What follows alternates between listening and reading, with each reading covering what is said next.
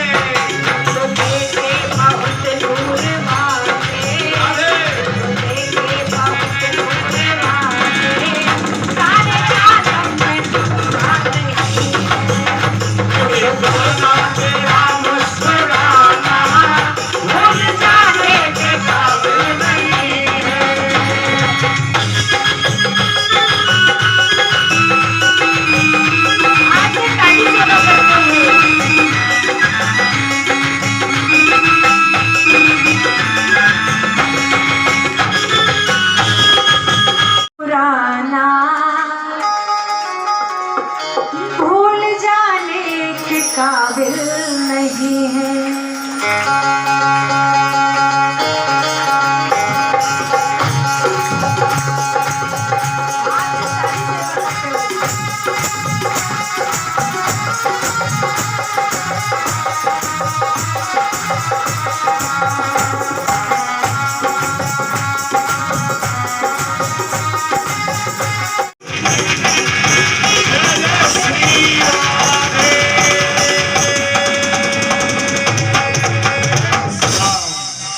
वृंदावन बिहारी लाल की दोनों हाथ लगे जय जय श्री राधे। आज ने किस तरह से समापन हुआ और क्या पूरी राम आज बड़े ही भाव से कथा का समापन दिवस मनाया जा रहा है और आज हम सभी ने बड़ी सुंदर सुंदर कथाओं को श्रवण किया। हम सब ने पहले तो भगवान के 16,107 विवाहों की कथाओं को श्रवण किया। उपरांत हम सभी ने सीखा कि व्यक्ति के पास अगर विवेक है तो सब कुछ है, व्यक्ति हर कामयाबी को महसूस कर सकता है अगर विवेक है। तदुपरांत हम सभी ने बड़े भाव के साथ मित्र किस प्रकार का हमारे जीवन में होना चाहिए श्री सुदामा जी महाराज के चरित्र से सीखा। और तदुपरांत अंत में हम सभी ने बड़े भाव से परीक्षित मोक्ष की कथा को श्रवण किया। और आज विश्राम दिवस में सभी ने बड़े ही धूमधाम के साथ कथा में हिस्सा लिया है। और कल यहाँ पर पूर्ण आहुति है जिसमें सर्वप्रथम हवन होगा, तदुपरांत यहाँ पर भंडारा होगा। और इस प्रकार से भगवान ने 7 दिन हमको रंगूराम धाम में आने का अवसर प्राप्त कराया। श्री वृंदावन बिहारी लाल की जय। मैं दिव्या अवतानी हूँ जयपुर हाउस से। ये बाबा रंगूराम दरबार में दादा गुरुमुख दास उदासीन के नेतृत्व में ये भागवत कथा चल रही है पिछले 7 दिन से। आज 7वां दिन है जो कि सुदामा में चरित्र के साथ समापन होगा आज का।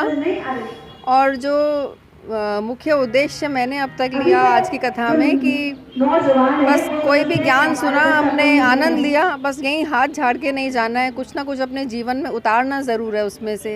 तो इसलिए मित्रता का जो भाव सुदामा ने प्रकट किया वो वाकई में अपने जीवन में उतारने लायक है कि हमें भी जो है जीवन में काम आना चाहिए किसी के, जैसे श्री कृष्ण सुदामा जी के काम आए। लेकिन हमें सुदामा चरित्र से भी ये सीखना चाहिए कि उन्होंने सब कुछ पाया लेकिन फिर भी सब कुछ छोड़ दिया। तो ऐसा छोड़ना भले ही नहीं है, लेकिन फिर भी जीवन को सहज तरीके से जीना चाहिए। सब कुछ होने के बावजूद भी ईश्वर के चरणों को भूलना नहीं चाहिए। भगवान ईश्वर आपको क्या संदेश देते हैं घर पे?